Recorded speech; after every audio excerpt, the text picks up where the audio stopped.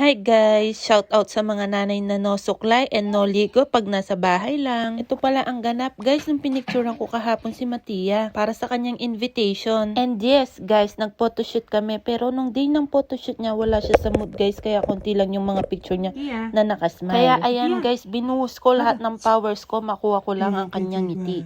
Naging clown na ako guys at naging singer.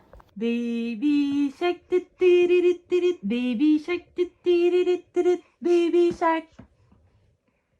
Alam nyo ba guys na yung mga stickers na yon ay nakadikit sa salamin. Kaya naman ang focus ni Matia ay nandoon sa salamin. Kaya napag-isip-isip ko na idikit na lang ito sa mukha ko.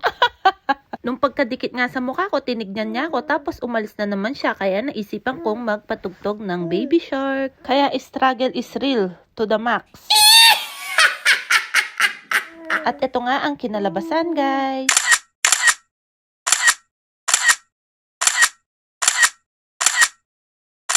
Maraming thank you pala kay Kuji, siya yung gumawa ng mga invitations.